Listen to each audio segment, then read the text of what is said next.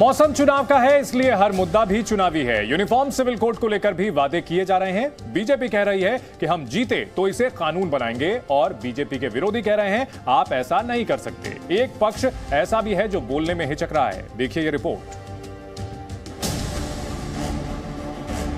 उत्तराखंड की तरह बीजेपी ने गुजरात और हिमाचल प्रदेश में ठीक चुनाव से पहले यूनिफॉर्म सिविल कोड का दांव चला। कहा दोनों राज्यों में यूनिफॉर्म सिविल कोड लाएंगे। गुजरात में कमेटी बनाने का ऐलान किया तो हिमाचल प्रदेश में बीजेपी ने अपने घोषणा पत्र में यूनिफॉर्म सिविल कोड लाने का संकल्प लिया। जहां जब हम तय करते हैं स्टेट वाइज हम इसको कर रहे हैं, तो ये पार्टी का इंटरनल स्ट्रेटजी का मामला है, लेकिन निश्चित रूप से हम यूनिफॉर्म सिविल कोड के प्रति हम कमिटेड हैं और यहाँ बात आई तो लोगों ने इस बात को आगे रखने का प्रयास किया है। लेकिन AIMIM अध्यक्ष असदुद्दीन ओवैसी ने यूनिफॉर्म सिविल कोड को लेकर सरकार की मंशा पर सवाल खड़े किए। कहा ये सब बीजेपी अपनी नाकामी को छुपाने के लिए कर रही है। आप यूनिफॉर्मिटी की बात करते हैं तो क्या जहां पर जिन बस्तियों में, जिस गांव में दलित, अल्पसंख्यक समाज और आदिवासी रहते हैं वहां डेवलपमेंट हुआ?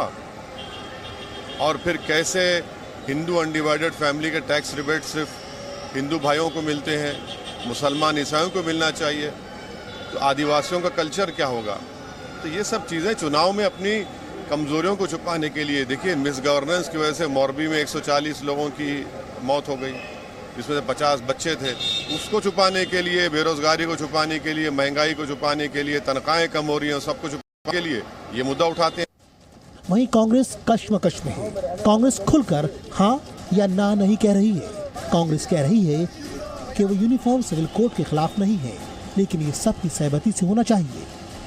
हम बिल्कुल समर्थन करेंगे अगर एक सहमति और कंसेंसस बनाने की प्रक्रिया शुरू हो और उसके बाद बहुत हद तक वो सहमति अधिकतर दिखे। लेकिन आप इस प्रकार के धूल झोंकने वाले, बरगलाने वाले, मूर्ख बनाने वाले वक्तव्यों को इसका समर्थन चाहते हैं। विपक्ष का आरोप है कि यूनिफॉर्म सिविल कोड के मुद्दे को उछालकर बीजेपी चुनाव में हिंदू वोटों का ध्रुवीकरण करना चाहती है, लेकिन बीजेपी इसे अपना पुराना मुद्दा बता रही है। अब देखना ये होगा कि चुनावों में यूनिफॉर्म सिविल कोड की गूंज वोटर्स पर असर डालती है या नहीं। विशाल पांडे के साथ ब्यूरो रिपोर्ट, जी मीडिया।